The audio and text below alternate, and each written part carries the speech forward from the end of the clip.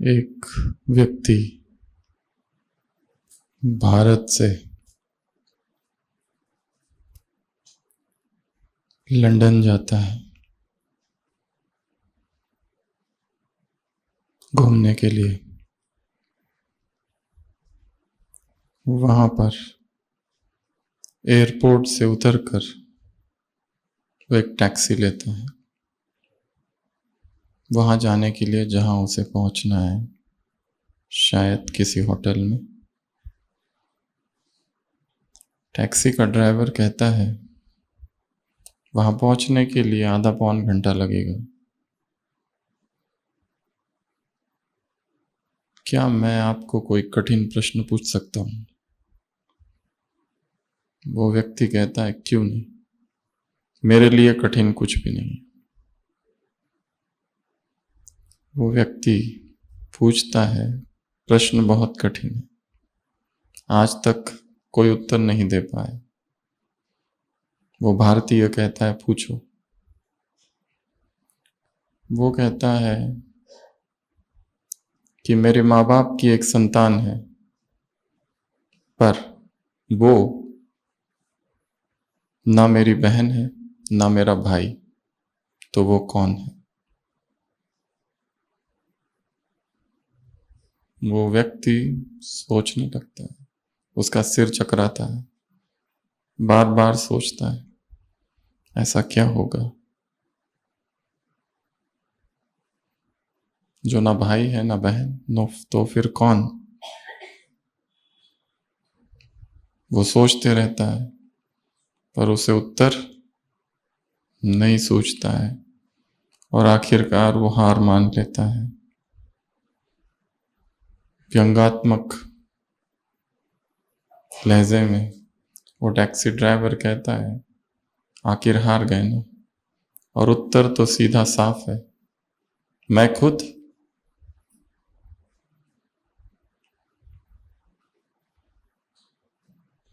वो व्यक्ति सोचता इतना आसान उत्तर था पर मैं ना दे पाया। और कुछ समय के बाद वो भारत लौटता है और उसके आने की खुशी में उसके दोस्त एक पार्टी रखते हैं और वो सोचता है मैं अब इनसे वही प्रश्न पूछूंगा।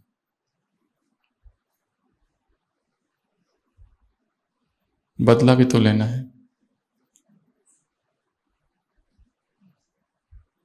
वो अपने मित्रों से पूछता है मेरे माँ बाप की एक संतान है, पर वो रिश्ते में ना तो मेरा भाई है ना मेरी बहन, तो बताओ वो कौन है? उसके सारे मित्र हैरान हो जाते हैं, दिमाग लड़ाते हैं, बहुत सोचते हैं, पर उन्हें उत्तर नहीं आता। आखिरकार वो हार मानते हैं और फिर उससे पूछते हैं हमें नहीं पता, तुम ही बताओ। वो कहता है उत्तर बहुत आसान है, लंदन का टैक्सी ड्राइवर। उधार का चिंतन, चुराया हुआ ज्ञान, थोपा हुआ ज्ञान, सेम सेम रिपीट किया हुआ ज्ञान, वही ज्ञान, वही सोच, वही दिनचर्या, वही प्रतिक्रिया है।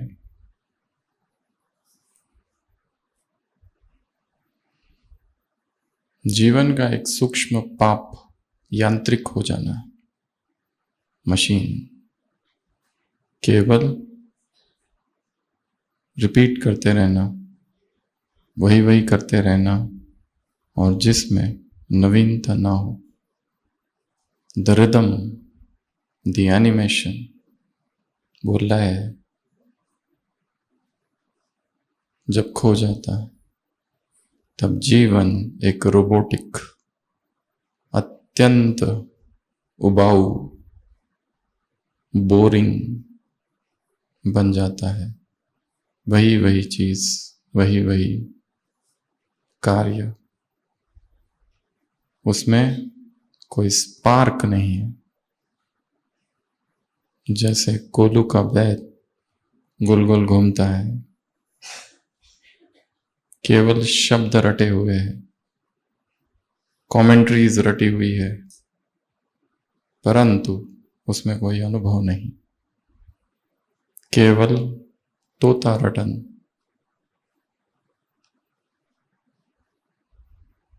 चाहे वो ज्ञान हो या कमेंट्री हो या योग हो या सकाश हो या सेवा हो या कोई धारणा, जिसको केवल रिपीट किया जा रहा है और उसमें कोई इनोवेशन, कोई नवीनता, कोई आविष्कार, कोई इन्वेंशन नहीं है, तो जीवन जड़ बन जाता है।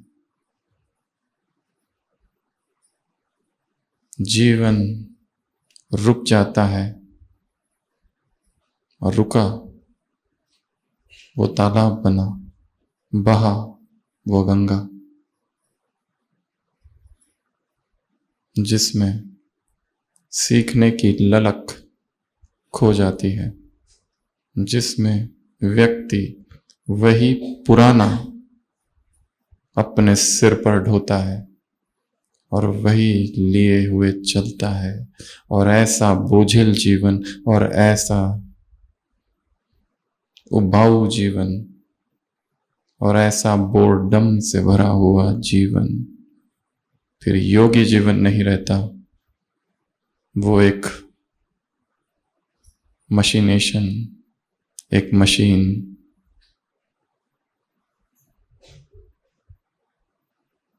एक पुराना पैटर्न बन जाता है। इसलिए जीवन में निरंतर क्या हो? नवीनता। जीवन में निरंतर क्या हो? आविष्कार। जीवन में निरंतर क्या हो? खोज। हमने सब कुछ जान लिया, ये सबसे बड़ा भ्रम है। निरंतर ये अनुभव कि अभी जानना बाकी है, अभी समझना बाकी है, अभी बहुत कुछ करना बाकी है। जो सेवाएं अब तक की, अब वो सेवा करो जो आज तक नहीं की। सुबह की मुरली क्या कह रही है? क्या करो? क्या करो? नवीन। अगर वो नवीनता नहीं तो हमारा उत्तर भी वही लंदन का टैक्सी ड्राइवर होगा हर बार।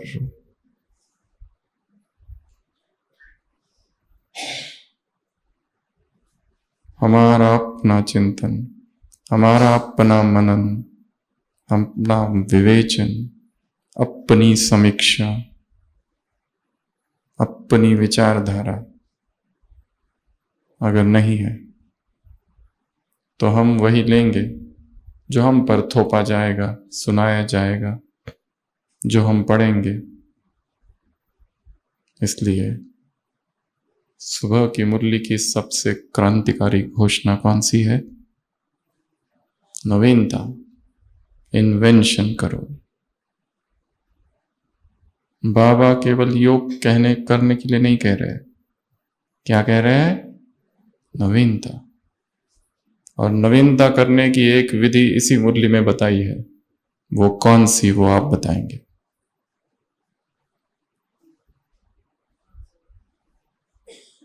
कौन सी? अमृत वेले दो शब्द है। अमृत वेला क्या? क्या? दो शब्द है। अमृत वेला क्या?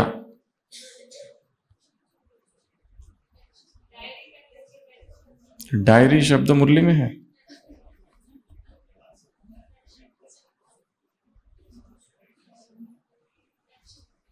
टचिंग, हाँ। और आगे पीछे, और आगे पीछे कुछ। अमृत वेला क्या?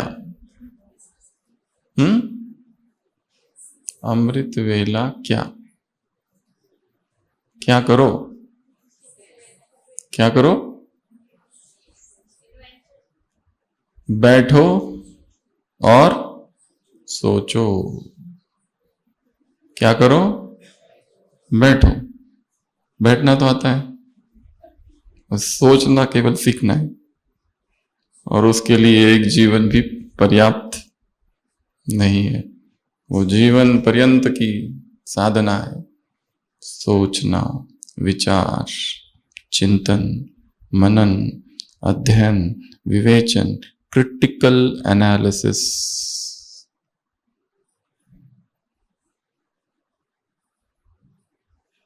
तो आज सुबह की अव्यक्त वाणी, इस पर हम फिर से आएंगे। कौन सी इन्वेंशन करनी है, ज्ञान में कौन सी इन्वेंशन करनी है, योग में कौन सी इन्वेंशन करनी है, धारणाओं में क्या इन्वेंशन करनी है, सेवाओं में क्या इन्वेंशन की जा सकती है। भगवान ने कहा है ऐसा कुछ करो जो आज तक किसी ने नहीं किया। सोचो। तो आज सुबह की अव्यक्त वाणी कब की मुरली है? कब की है? 2010 की। उसके बाद वापस चली 2020 में, बाबा मिलन में, 2 फरवरी 2020, और उसके बाद वापस आज। तो ये 3rd टाइम मुरली चल रही है। तो आज की अव्यक्त वाणी पहले आप बताएंगे, फिर उस पर कुछ गहरी डीप चर्चा करेंगे। तो जिसको जो याद है वो बताओ पहले। क्या कहा आज? 5 स्वरूपों का अभ्यास करो। कब करो? कब करो? हर घंटे में करो। कितनी बार करो? 5 सेकंड करो या 5 मिनट करो? 5 सेकंड या 5 मिनट? दोनों। जितना हो सके उतना करो, और नहीं हो सके तो मत करो। और क्या कहा?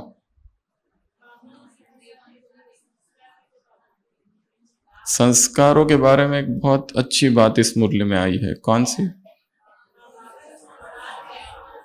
बाबा संसार नहीं, संस्कार की।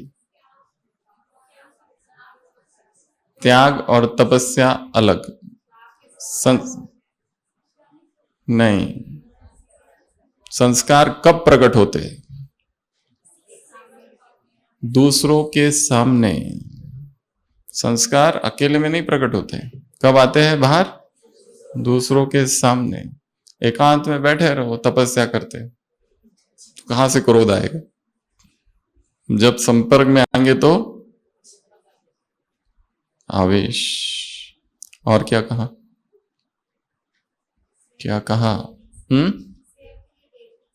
स्वयं के लिए डेट फिक्स करो। किसकी डेट फिक्स करो?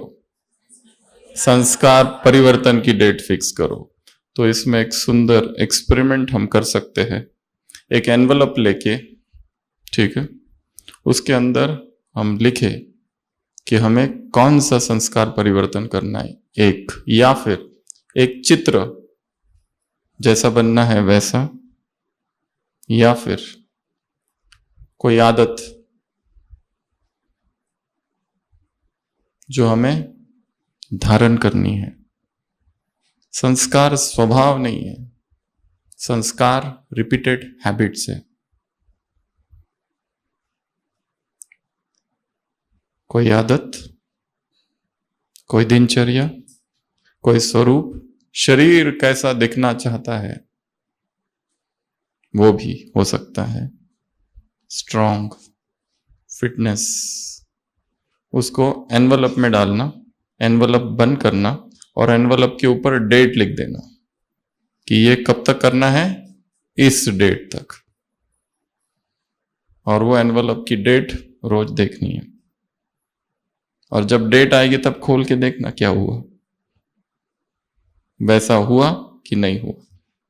चाहे वो चित्र है, चाहे वो कोई संस्कार है, कोई हैबिट है, कोई धारणा है, ब्रह्मचर्य है, अमृत वेला है, भोजन की कोई धारणा है, हेल्थ का कोई टारगेट है, weight loss, weight gain, anything, कुछ भी, या स्पोर्ट्स का कोई टारगेट है, या फिर आध्यात्मिक जीवन का कोई गहरा अनुभव जो हम चाहते हैं हो पर नहीं हो रहा है, तो क्या कहा बाबा ने? संस्कार परिवर्तन की डेट फिक्स करो। जैसे तुम शिवरात्रि की डेट फिक्स करते हो वैसे अब इसकी डेट फिक्स करो। डेट फिक्स अर्थात टारगेट, डेट फिक्स अर्थात स्टिपुलेटेड टाइम, टाइम बाउंड। जब कोई कार्य हो जाता है तो उसमें तीव्रता क्या हो जाती है? बढ़ जाती है। ये करना है 1 साल में करना है, ढीला हो जाता है। 3 दिन, 7 दिन, 21 दिन, 1 मास।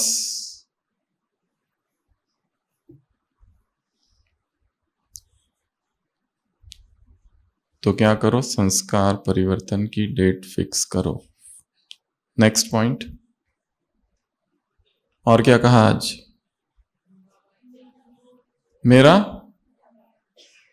मेरे शब्द ने क्या कर दिया? मेरे शब्द ने डैश कर दिया। क्या कर दिया? बाबा को बांध नहीं दिया, डैश कर दिया। फिल इन द ब्लैंक्स पूरा करना है। प्रश्न है, option A B C D नहीं है, केवल प्रश्न है। क्या कर दिया?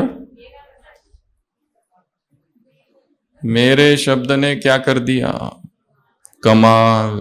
क्या किया? कमाल। क्या कहा मेरे के लिए? मेरा बाबा। ये बच्चों ने क्या की? चतुराई। एक है मेरा बाबा और दूसरा वाक्य है मुरली में, बाबा ही मेरा संसार है। और उसमें बाधा कौन डालता है? संस्कार। संस्कारों का काम है आना और बच्चों का काम है डैश करना, समाप्त करना। संस्कार अर्थात बनाई हुई आदतें। अगर वो आदतें बनी हुई है तो उन्हें बदला भी जा सकता है, और वो बनी है रिपीटिशन से। बार बार दोहराओ दोहराओ दोहराओ। काम विकार भी कैसे बना है? दोहराव से। क्रोध कैसे बना है? दोहराव से। दुख कैसे बना है? दोहराव से। अकेलापन कैसे बना है? दोहराव से। शरीर में जो बीमारियां आई है वो कैसे बनी है? दोहराव से। एक विदेशी लेखक ने अपनी जीवन कहानी, आत्म कहानी में लिखा है कि मैं 30 साल का जब था तब तक बीमार ही रहता था, और जब मैं 40 साल का हुआ मैं एकदम स्वस्थ हो गया। पर बाद में मुझे पता चला कि मैं 30 साल तक नास्तिक था। मेरे अंदर बड़ी गहरी नकारात्मकता थी, नेगेटिविटी थी। और अब मुझे पता चला कि जब मैं 40 साल का हो गया और मैं आस्तिक हो गया और मैं भगवान में मानने लगा और मेरे विचार सकारात्मक हो गए, तो वो सकारात्मकता ने ही मुझे अपने सभी रोगों से मुक्त कर दिया। पर यह मुझे तब तक समझ में नहीं आया जब तक मैं 30 वर्ष का था।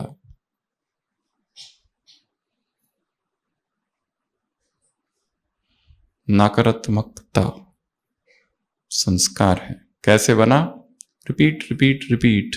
बार बार चीजें रिपीट हुई है, बार बार घटनाएं ऐसी घटी है और जिसका हमने विश्लेषण निकाला है, ये निगेटिव हुआ, और वो निगेटिव निगेटिव निगेटिव समा गया। बार बार आराम के संस्कार ने शरीर को क्या कर दिया? कमजोर। बार बार कसरत, एक्सरसाइज न करने के संस्कार ने शरीर को कैसे बना दिया? आलसी, कठोर। उसमें लचीलापन नहीं है। उसको क्या लगता है? आराम करो। थोड़ी सी सेवा करने के बाद क्या करो? आराम। ज्यादा टेंशन नहीं चाहिए।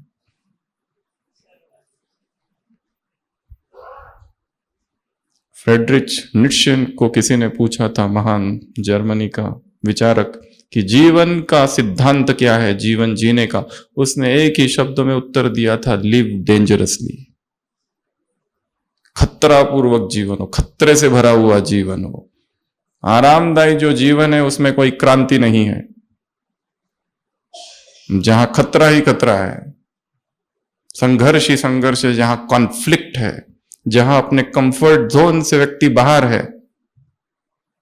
एक 99 एज की वो अम्मा का आया था ना बीच में, पढ़ाई 98 मार्क्स मिले थे, 99 वर्ष तक अनपढ़ रही। 99 वर्ष में उसे ख्याल आया कि मुझे पढ़ना चाहिए। तो दादी अम्मा ने क्या की, उसको प्रेसिडेंट के द्वारा भी अवार्ड देते हुए दिखाया गया है। 98 मार्क्स मिले उसको 100 में से। फिर तो पढ़ने की कोई, सीखने की कोई उम्र नहीं है। ब्राह्मण अर्थात सीखना, इटर्नल स्टूडेंट। लिव डेंजरसली अर्थात जो कंफर्ट जोन है, जो एक सुविधाजनक क्षेत्र हमने तैयार किया है कि दिनचर्या का जो क्षेत्र है वो सुबह से लेकर रात तक सब कुछ आरामदायी चलता रहे। ये ड्रिल करना भी मन नहीं स्वीकार करता है। मन तो कहता है वही चलने दो जो चल रहा है। ये ड्रिल बिल करना अर्थात विद्रोह है। कुछ और करना पड़ता है, कुछ कठिन करना पड़ता है, मन का जो स्वभाव है उसके विरुद्ध में करना पड़ता है।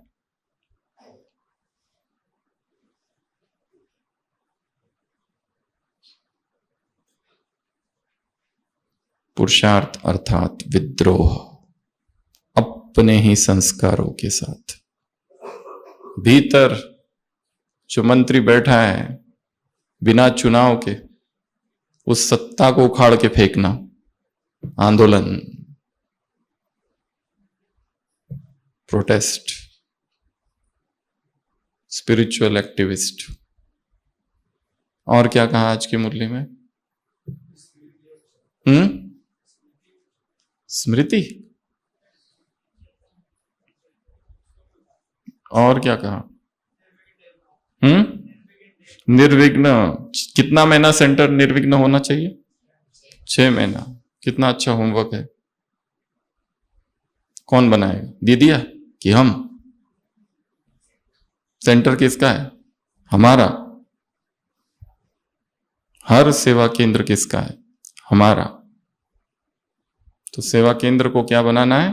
निर्विघ्न। कैसे बनेगा? तलवार से, लड़ाई से? कैसे? हमारी श्रेष्ठ धारणाओं से, हमारे अखंड तप से। केवल बैठ के चिंतन करने से नहीं, तप से। बाबा ने नवीनता की बात की है आज। एक ऐसा अगर ग्रुप बने 10-15 लोगों का, जो शहर शहर में अलग अलग जाकर, जगह जाकर, पब्लिक प्लेसेस पर जाकर रोज मेडिटेशन करे तो कितना अच्छा होगा। और टीम, एक ऐसी टीम, मेडिटेशन टीम, या फिर पीस एम्बुलेंस। एक पीस एम्बुलेंस एक नवीनता हो सकती है। कहां पर भी कोई भी आपदा आए, वो एम्बुलेंस वहां जाएगी। मेडिटेशन। या फिर पब्लिक प्लेसेस पर वो ईयरफोन रखा हो जो कोई भी सुन सकता है, जिसमें 5 मिनट की प्री रिकॉर्डेड मेडिटेशन कमेंट्री हो। खड़े खड़े bus stand, railway station, airport बैठे और लगा के सुने। कुछ तो होगा, क्योंकि संसार में दुख और दर्द बहुत ज्यादा है और बढ़ रहा है। दुखियों की आवाज सुनो। आज भी बाबा ने कहा है, सब जगह फैलो, सबको संदेश देना है। अब तक जो संदेश दिया वो बहुत अच्छा, पर अब कोई नवीनता लाओ। तो एक तरफ स्व का पुरुषार्थ और दूसरी तरफ विश्व की सेवा, यज्ञ सेवा, विश्व सेवा, और उसमें भी नवीनता होती रहे। एक सूफी फकीर था, उसको आदत थी, कभी भी अकेले भोजन नहीं करता था। वो हमेशा ढूंढता था मेरे पास जो भोजन है वो किसी के साथ बांटूं, किसी के साथ बैठकर खाऊं, उसको भी खिलाऊं, वो आधा खाए मैं आधा खाऊं। हमेशा जीवन में अकेले भोजन कभी नहीं किया। हमेशा जो उसको मिलता था बांट कर खाता था। पर एक दिन ऐसा आया कि कोई था ही नहीं, या तो लोगों ने भोजन कर लिया था या कोई कहीं आमंत्रित था या ऑलरेडी खा रहे थे। उसने सोचा, हे प्रभु अल्लाह, ए खुदा, अब मैं कैसे खाऊं, अब मैं नहीं खा सकता।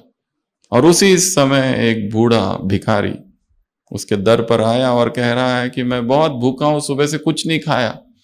उसने कहा, वाह, अल्लाह ने मेरी सुन ली, आओ तुम्हारा इंतजार था, बैठो और खाओ।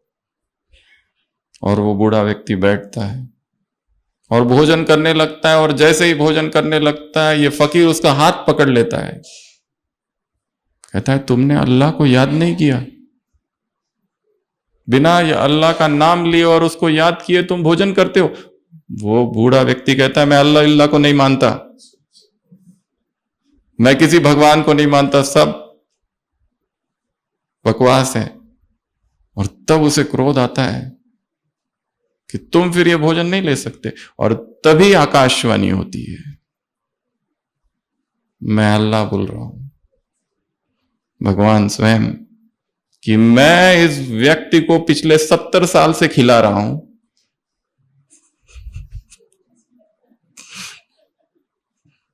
और तुम कौन हो जो ये कहते हो कि मैं इसको नहीं खिलाऊंगा। मैं इसे खिला रहा हूं, ये मुझे मानता नहीं है, मुझे याद भी नहीं करता है। मैं खिलाता हूं क्योंकि मेरा स्वभाव प्रेम है, मैं इसकी योग्यता देखकर नहीं खिलाता हूं। परमात्मा का स्वभाव ही प्रेम और करुणा है। हम योग्य हैं अयोग्य है उससे कोई लेना देना नहीं है। सूर्य को कोई लेना देना नहीं है, पापी है या पुण्यात्मा है, उसका प्रकाश सबके लिए है। उस फूल को कोई लेना देना नहीं है कि जो जा रहा है वो कौन है, इस देश का या उस देश का, उसकी सुगंध सबके लिए है। और ये अपने धारणाओं पर कितना अड़िग है, ये नहीं मानता तो नहीं मानता, और तुम चाहते हो कि वो मुझे याद करे तब तुम उसको खिलाओ। अर्थात तुम्हारा प्यार और तुम्हारी करुणा शर्त वाली है, परमात्मा प्रेम बेशर्त है, वो सबके लिए समान है, वो बारिश की तरह सब पर बरसता है। तब वो फकीर उसके चरणों में गिरता, कहता है, माफ कर दो।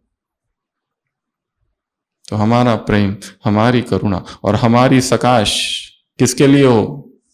सबके लिए।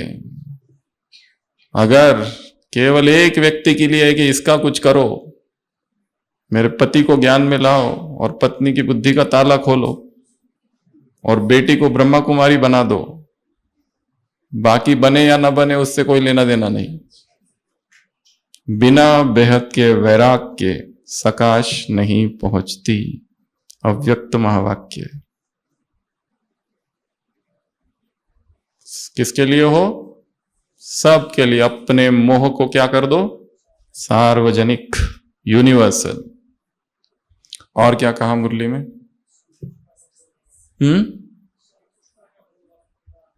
संतुष्टता का क्या हो?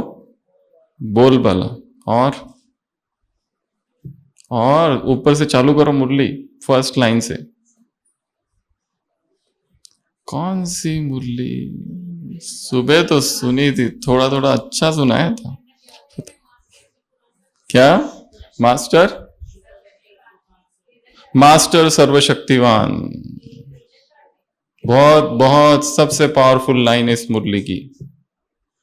इस मुरली 2010 में चली थी, सूरज भाई जी ने यहां पर क्लास कराई थी। मास्टर सर्वशक्तिवान, तुम हर संकल्प में शक्ति है पूर्ण होने की। हर संकल्प में किसकी शक्ति है?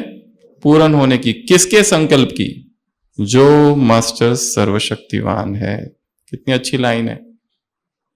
हर संकल्प जो हम करते हैं उसमें इनहेरिट, इनबॉर्न, इनेट पावर है, शक्ति है। किसकी शक्ति है? वो पूर्णता तक पहुंचेगा, उसमें उसे वरदान है संकल्प को, अगर तुम ऐसा संकल्प करो तो 5 स्वरूपों में चौथा स्वरूप कौन सा है? ब्राह्मण। और ब्राह्मणों का स्वमान कौन सा दिया? मास्टर सर्वशक्तिवान। नेक्स्ट पॉइंट, और क्या था?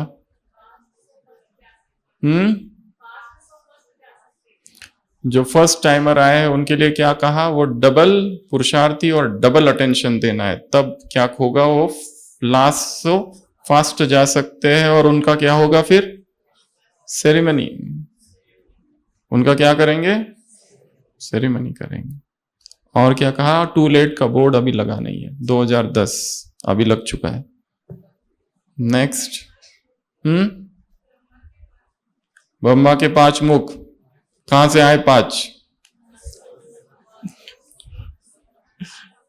5 कौन से है? 1, 2, 3 और 4। 5वां किधर है? ऊपर। तो कौन से चित्र में है वो? तो भक्ति मार्ग की कहानियां भी बड़ी विचित्र है, परंतु ऐसी विचित्र होने के बाद भी सदियों से, परंपराओं से हम सब क्या करते हैं? मानते भी है, आस्था का विषय है। ब्रह्मा का जन्म हुआ, अहंकार आया कि मेरे जैसा कोई ज्ञानी नहीं। शिव ने अपना रुद्र रूप धारण किया, भैरव, और गर्दन को कट ऑफ कर दिया, ऊपर वाला 5वां, जो अहंकार का प्रतीक था। तो पहला कारण अहंकार से मुक्ति। दूसरा, सरस्वती को जन्म दिया ब्रह्मा ने। सरस्वती चारों तरफ घूम रही है, उसको देखता रहा। जब ऊपर घूमी तो ऊपर को देखा, शिव को लगा ये अनुचित है, फिर से उसका ये सेकंड मान्यता, उसका गला 5वां सिर काट दिया। और तीसरा, शिव का वो पिलर रूप, स्तंभ रूप में प्रकट होते हैं और विष्णु और ब्रह्मा को कहते हैं कि तुम देखो, एक ऊपर एक नीचे, कितना इसका अंत है। विष्णु कहता है इसका तो बेअंत है ही नहीं। ब्रह्मा कहता है मुझे दिख गया। शिव कहते हैं कि तुमने झूठ बोला, इसलिए गर्दन आउट, और आज से तुम्हारी पूजा कहीं नहीं होगी, बहुत कम होगी पूरे विश्व में। ब्रह्मा के कितने मंदिर है? एक ही है, पुष्कर में। ये भक्ति मार्ग की कथा है, परंतु आध्यात्मिक अर्थ केवल 3: अहंकार का विसर्जन, आसक्ति का विसर्जन, या वासना का विसर्जन, या फिर असत्य का विसर्जन, अर्थात ये 5वां सिर कट जाना। तो आज सुबह की अव्यक्त मुरली की शुरुआत कहां से? आज क्या क्या कौन सा देश है वो?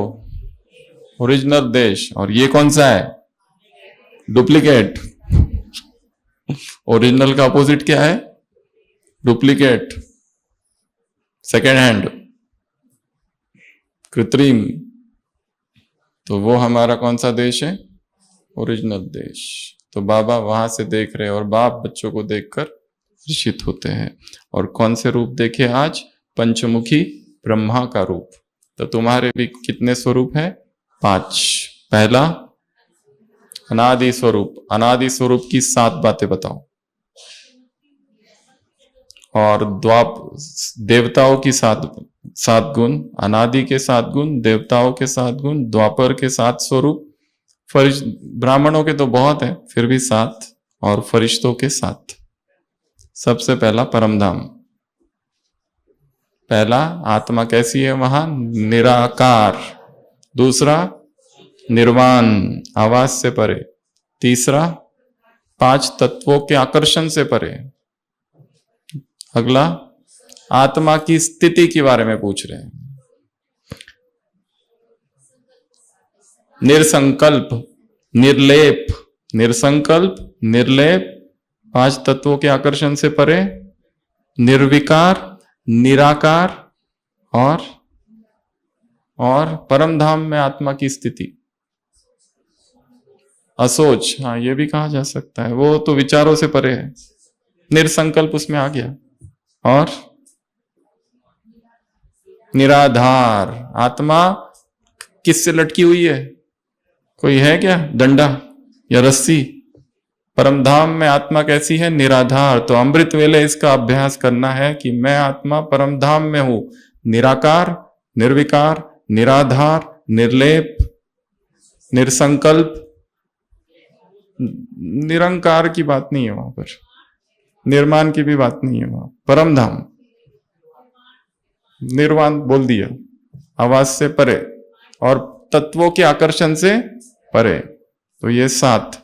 उसके बाद में जब देवता है, देवताओं के 7 पॉइंट्स, सर्वगुण संपन्न, 16 कलाओं से संपन्न, निर्विकारी, मर्यादा पुरुषोत्तम, अहिंसक, उसके बाद दिव्यता संपन्न, और उसके बाद लास्ट डबल ताजधारी भी है और आत्मिक स्वरूप है। उनको ये नहीं पता मैं आत्मा हूं, परंतु नेचुरली किसमें स्वरूप स्थित है? आत्मिक स्वरूप में। तो ये हो गए देवताओं के।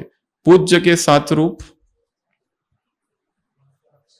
भक्त वत्सल पहला, दूसरा संहारी, तीसरा साक्षात्कार मूर्त, चौथा वरदानी, पांचवा देवता है कैसे? द्वापर से जो हमारा स्वरूप है उसका रूप क्या है? क्या? साक्षात्कार मूर्त, वरदानी, वरदान देते हैं देवता, साक्षात्कार कराते हैं, और क्या करते हैं? संहार मूर्त है, भक्तवत्सल है, मनोकामना पूर्ण करने वाले हैं, और अवडरदानी दुख हरता सुख करता है, और रहम दिल है। तो ये हो गया द्वापर का। ब्राह्मणों के तो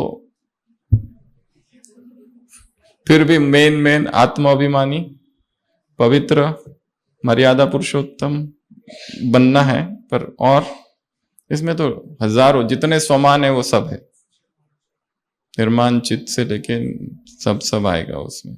और फरिश्ता ढेर सारे हैं, फिर भी आप लिख सकते हैं जो मेन पॉइंट्स है फरिश्ते के। मेन फरिश्ता अर्थात कर्म है, कर्ता गायब, अर्थात फरिश्ता कर्म हो रहे हैं परंतु कर्ता नहीं है, अदृश्य है। तो 5 स्वरूपों का अभ्यास कितनी बार करो? 5-5 सेकंड करो या फिर 5 मिनट तक करो। और ये एक्सरसाइज है, ये करने से क्या होगा? 10-15 बातें बताओ जो मुरली में आई है, इधर उधर की नहीं बतानी है, हफ्ते भर की बातें नहीं बतानी है, दूसरी मुरलियों की बातें नहीं बतानी है, और अपने चिंतन की बातें नहीं बतानी है। मुरली में जो है वो उसी शब्दों में क्या होगा? मन एक रस फर्स्ट, दूसरा नशा, तीसरा शक्तिशाली, चौथा तंदुरुस्त, अगला विशेषता की महसूसता होगी, अगला व्यर्थ से मुक्त और अयथार्थ से मुक्त हो जाएगा मन। मन कहां भागता है? मन को कुछ चाहिए। मन का स्वभाव क्या है? उसको पकड़ चाहिए कुछ।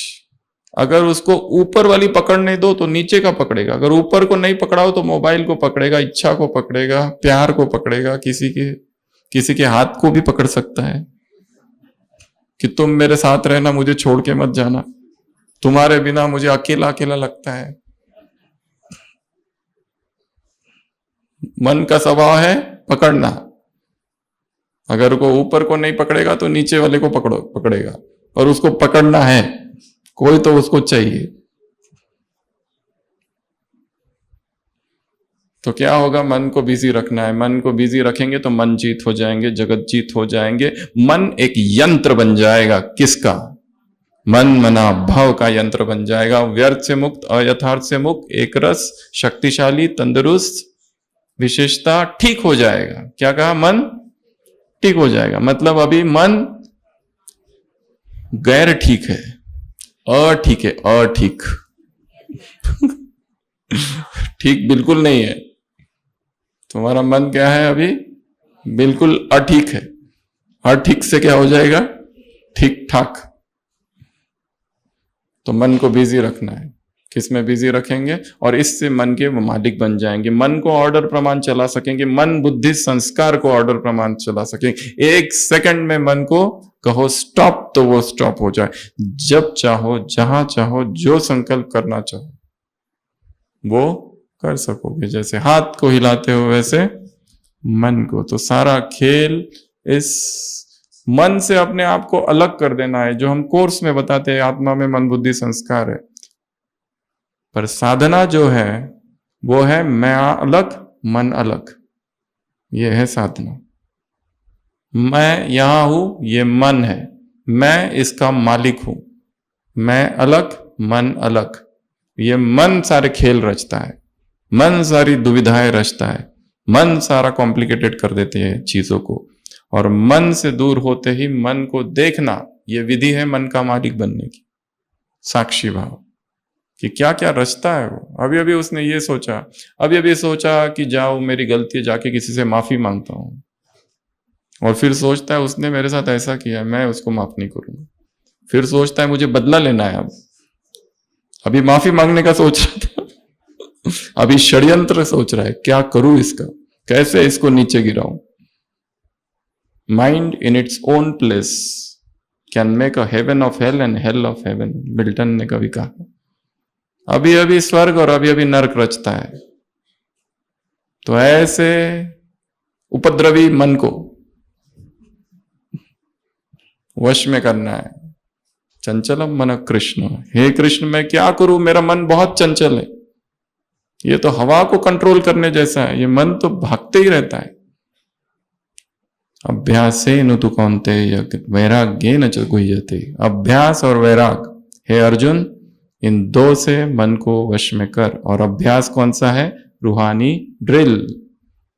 बस मन को ऊपर ले जाओ, कभी उस रूप में, कभी इस रूप में, कभी इस रूप में, कभी इस रूप में, कभी देवता, कभी फरिश्ता, कभी ब्राह्मण, तो कभी निराकार निर्विकार। निर्बंधन हूं, निर्लेप हूं। आत्मा निर्लेप नहीं है, पर मैं निर्लेप हूं, यह आत्मा का स्वमान है, अप्रभावित। तो यह सब क्या था? Drill, exercise. 3 प्रकार की ड्रिल सबने करनी है। सबसे पहली है फिजिकल ड्रिल, अर्थात शरीर की एक्सरसाइज। शरीर की एक्सरसाइज नहीं करेंगे तो शरीर बीमार पड़ेगा, या तो वजन बढ़ेगा, या तो आलसी हो जाएगा। और जब शरीर डल हो जाता है, सुस्त रहता है, बिना एक्सरसाइज के रहता है, बिना वॉकिंग के रहता है, तो ढेर बीमारियां आ जाती है, बीमारियों का घर बन जाता है। केनेथ वॉकर जर्मन फिलोसोफर है, उसने कहा है व्यक्ति जितना खाता है उससे अपना पेट, आधा पेट अपना भरता है, आधा डॉक्टर का भरता है। अगर डॉक्टर का पेट भरना बंद करना है तो आधा। अपनी कब्र व्यक्ति किससे खोदता है? अपने दांतों से। और ऐसे ऐसे तर्क देता है अपने भोजन के कि महान गणितज्ञ न्यूटन भी अपनी कब्र में करवटें लेता होगा।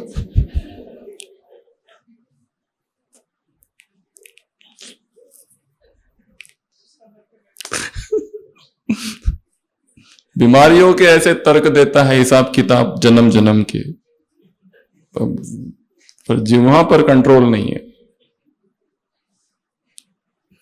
न्यूटन भी सोचता होगा ये कौन सा मैथमेटिक्स है।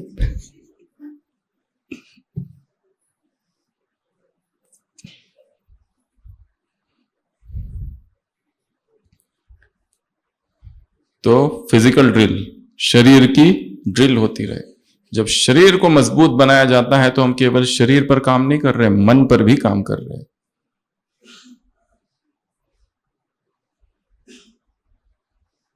दूसरा mental drill, brain gyms. Brain को काम देने हैं। लिखो एक पेज एक टॉपिक पर, कविता लिखो, गीत लिखो, पद्य गद्य कुछ लिखो, चिंतन लिखो, मनन लिखो। मन को काम देना है, उसको खींचना है। मन एक इस वायर की जैसा है, इलास्टिक वायर। उसको खींचो तो खींचने के बाद वो अपना पुराना शेप रिगेन नहीं करेगा। चिंतन से उसको खींचना है। खाली बहुत अच्छा बहुत अच्छा बहुत अच्छा बहुत अच्छा बहुत अच्छा नहीं करते रहना है। क्या मुरली थी, क्या मुरली थी, वाह वाह, बाबा ने कितना अच्छा कहा। अभी अभी मुरली चली थी, अपनी कमी कमियों, दुनिया की सृष्टि की कयामत से पहले अपनी कमी कमियों की कयामत करो। वाह क्या मुरली है, तुम्हें उलझन में नहीं, तुम्हें उज्जवल बनना है। वाह क्या शब्द है। अरे करना क्या है उसका। अभी वरदान था ना कल परसों। बहुत अच्छा बहुत अच्छा बहुत अच्छा। अब बहुत अच्छा तो आगे क्या, नेक्स्ट व्हाट। क्लास बहुत ही अच्छा था, बहुत ही अच्छा था, बहुत ही। अरे उसके बाद क्या, उसके बाद कुछ नहीं, बहुत अच्छा। हम वही रहेंगे, परनाला वही बहेगा। मैथमेटिक्स, साइंस, हिस्ट्री, इसका जो ज्ञान है वो इंफॉर्मेशन है, उससे आत्मा में क्रांति नहीं आती है। परंतु अध्यात्म का ज्ञान अर्थात to know is to be, जानना और बनना should become one. To know is to be. जैसे एक मां प्रसव पीड़ा से गुजरती है और अत्यंत वेदना के बाद किसी का जन्म होता है, यहां तो स्वयं के ही गर्भ से स्वयं का जन्म लेना है, तो एक पीड़ा से गुजरना होगा, एक कॉन्फ्लिक्ट, एक संघर्ष। क्रांति से पहले आंदोलन होते हैं। वैसे मन में परिवर्तन लाने से पहले एक आंदोलन से गुजरना पड़ेगा।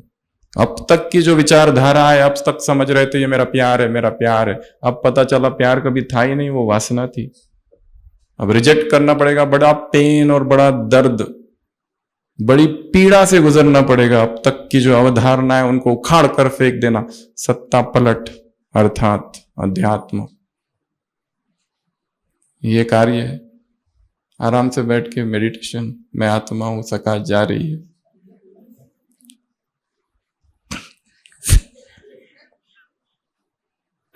परिवर्तन अर्थात पीड़ा, दर्द।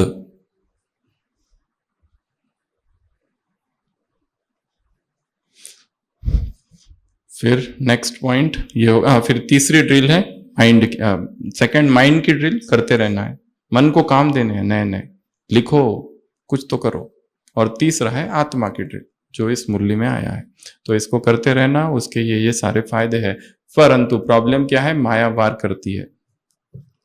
कहते हैं मेरा बाबा, और पर एक दूसरा भी क्या है, फिर संस्कार आ जाते हैं। बाबा ही संसार, एक बीच में क्या आ जाते हैं, संस्कार। उन संस्कारों को समझना है, संस्कारों को परिवर्तन करने की विधि है, उनको देखना, उसका पूरा स्वरूप, आदि मध्य अंत, उसको फिल्म को पूरा खींच के देखना है, उस इमेजिनेशन को वहीं छोड़ने देना है कि बहुत अच्छा बहुत अच्छा, डोपामिन एकदम रिलीज हुआ, शॉर्ट्स रील्स, आहा। पर आगे क्या, पश्चाताप, दुख, दर्द, टाइम वेस्ट, मन की एकाग्रता खत्म। इतना डिजिटल कंजम्पशन कर लिया है, गुंडली पढ़ने में कहाँ इंटरेस्ट है। फिर क्या चाहिए उसे, क्विक सीन बदलना चाहिए, सेकंड, दूसरा, तीसरा, एंजॉयमेंट। तो माया का वार की बात की, फिर बाबा मुस्कुराते हैं, कहा फिर बाबा की चाहना क्या है, मंजित बनना, ये चाहना है, मन को ऑर्डर पर चलाओ। आगे और क्या है, आगे क्या है, और क्या कहा, हाँ, एक कदम तुम्हारा, हजार मेरे, शक्तिशाली सहयोग। सहयोग भी कैसा दूंगा, शक्तिशाली। अगर तुम दिल से कहोगे तो, माया का वार होगा, दिल से कहोगे मेरा बाबा तो मिलेगा। अगर ऊपर ऊपर से कहोगे, केवल आदत से कहोगे, यांत्रिक कहोगे, मैकेनिकल कहोगे, बाबा बाबा बाबा बाबा बाबा, रोते रोते कहोगे हाँ मेरी मदद करो, क्यों नहीं आते, उसके पास आते हो, मेरे पास क्यों नहीं आते। वो कितना अच्छा अच्छा अनुभव सुनाते हैं। वो बीमार थे, बीमारी हो गई, बाबा ने आके बीमारी ठीक कर दी, हमारी ठीक नहीं करते तुम, ऐसा कैसा पक्षपात है। Next point, next point, next point. पार्टियों से मुलाकात, दिल्ली, आगरा, क्या कहा?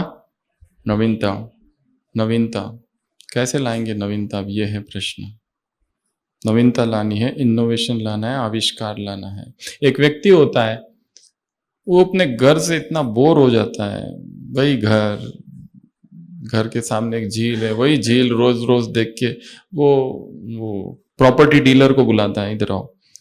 तो प्रॉपर्टी डीलर को कहता है ये घर मुझे बेचना है, इसकी एक ऐड दे दो। तो ठीक है देता हूँ। वो कहता है इतना अच्छा तो घर है। वो कहता ना मुझे अभी इसमें इंटरेस्ट नहीं है, मुझे दूसरा नया लेना है, इसको बेच के। वो चला जाता है, न्यूज़पेपर में ऐड डाल देता है, इनका नाम नहीं डालता है, वो ना ही घर का एड्रेस डालता है। और ये व्यक्ति दूसरे जब उठता है तो एक विज्ञापन पड़ता है, बेचने के लिए एक घर है। घर अत्यंत सुंदर है, संगमरमर से बना हुआ है। घर के सामने एक बहुत सुंदर झील है, घर के पीछे एक पहाड़ है पर्वतों का, और पीछे जंगल है, चारों तरफ बगीचे हैं और फूल खिले हुए हैं। वो व्यक्ति देखता है ऐसा घर, ये तो मुझे खरीदना है। घर का एड्रेस लिखा नहीं है, घर के मालिक का नाम लिखा नहीं, खाली जो रियल एस्टेट एजेंट है उसका भी लैंडलाइन नंबर है। तो बोलता है ऐसा घर, ऐसा ही तो घर मुझे चाहिए था। चारों तरफ हरियाली, घर के बाजू में बगीचा, सामने झील, पीछे जंगल, पहाड़ियां, यही तो घर मुझे चाहिए था। वो उसको फोन लगा के कहता है ये घर मुझे खरीदना है। वो कहता है ये आपका ही घर है। आपने देखना ही बंद कर दिया। जहां रहते हैं धीरे धीरे धीरे धीरे उसका महत्व कम हो जाता है, हम देख ही नहीं पाते। इसलिए अपने कमरे में ही बैठकर 4 धामों की मन से यात्रा करनी है। नहीं तो शांति स्तंभ पर गए, 1 मिनट इधर, फिर 1 मिनट उधर, 1 मिनट उधर, 4 मिनट हो गया, चल काम पूरा हुआ। रूटीन, इधर देख लिया, इधर देखे, चारों हो गया, पूरा मधुबन की यात्रा। चलो नीचे, नीचे से खास इसीलिए तो आए थे। 1 मिनट इधर, 1 मिनट इधर, 1 मिनट। मेन काम तो दूसरा है, फिर इससे मिलना, उससे मिलना, ये करा, ये औपचारिकता, फॉर्मेलिटीज। उसका एक चित्र मन में बनाना है। मन से किसी स्थान पर पहुंच जाना स्थूल से पहुंचने से भी ज्यादा प्रभावशाली है। मन से ही अपने आप को देखना मैं कुटिया में हूं, मन से ही देखना मैं बाबा के कमरे में हूं, हिस्ट्री हॉल में हूं, शांति स्तंभ पर हूं। और स्थान के साथ एक ड्रिल को जोड़ देना, एक चित्र को जोड़ देना, स्थान के साथ एक वाक्य को जोड़ देना, एक विचार को जोड़ देना, तो वो स्थान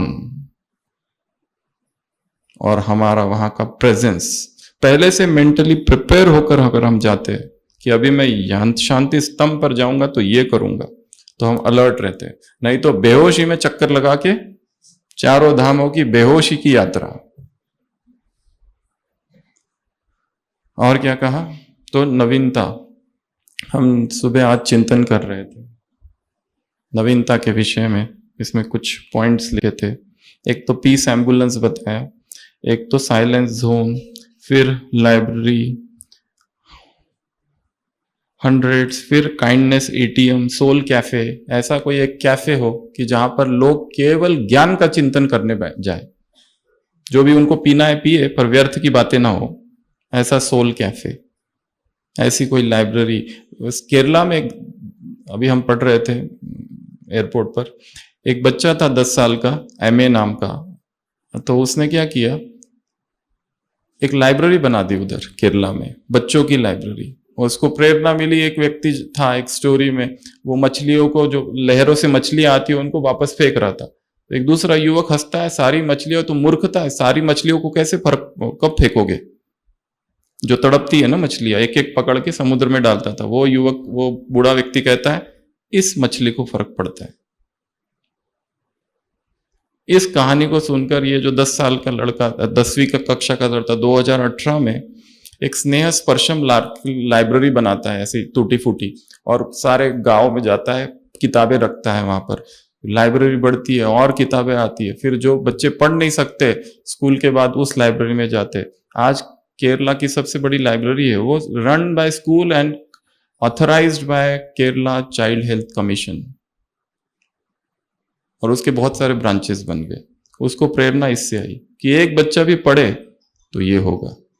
तो ऐसी नवीनता, तो क्या करना है, सेवाओं में भी, योग में, सब में नवीनता हो। ऐसे कैसे, उड़ने वाले उड़ाने वाले बच्चों को, ऐसे त्यागी बच्चों को, तपस्वी बच्चों को, त्यागी अर्थात पुराना स्वभाव संस्कार संकल्प, तपस्वी अर्थात आत्म स्वरूप में स्थित, ऐसे देहभान से परे रहने वाले बच्चों को, ऐसे ओरिजिनल घर में रहने वाले बच्चों को, ऐसे चिंतन करने वाले बच्चों को, नवीनता लाने वाले बच्चों को, ऐसे 5 स्वरूपों का अभ्यास 5 सेकंड से 5 मिनट हर घंटे में करने वाले बच्चों को, ऐसे संतुष्ट रहने वाले बच्चों को, ऐसे माया को समाप्त, बातों नहीं, संस्कारों को समाप्त करने वाले बच्चों को, ऐसे मन को बिजी रखने वाले बच्चों को, मन की ड्रिल करने वाले बच्चों को, मन को ऑर्डर पर चलाने वाले बच्चों को, ऐसे बहादुरी, पेपर में पास की बहादुरी बाप देते हैं, ऐसे दिल से मेरा बाबा कहने वाले बच्चों को, ऐसे मास्टर सर्वशक्तिवान अर्थात हर संकल्प में शक्ति है पूर्ण होने की, इस स्वमान में स्थित रहने वाले बच्चों को, ऐसे लिव डेंजरसली वाले बच्चों को, ऐसे कंफर्ट जोन से बाहर रहने वाले बच्चों को, ऐसे इन्वेंशन करने वाले बच्चों को, ऐसे सेंटर को 6 मास निर्विघ्न बनाने का संकल्प करने वाले बच्चों को, ऐसे डबल अटेंशन, डबल पुरुषार्थ करने वाले बच्चों को, प्रोपोगेंडा करने वाले बच्चों को, ऐसे निश्चय नशे में रहने वाले बच्चों को, ऐसे मन मनाभाव वाले बच्चों को, ऐसे मन को यंत्र बनाने वाले बच्चों को, ऐसे मन की एक्सरसाइज करने वाले बच्चों को, मन की एक्सरसाइज, शरीर की एक्सरसाइज भी करने वाले बच्चों को, चेतन और चित्र को न देखने वाले बच्चे को, ऐसे बाप दादा का, बच्चों को बाप दादा का याद प्यार और नमस्ते। हम रूहानी बच्चों की, रूहानी बाप दादा को याद प्यार और नमस्ते। ओम शांति।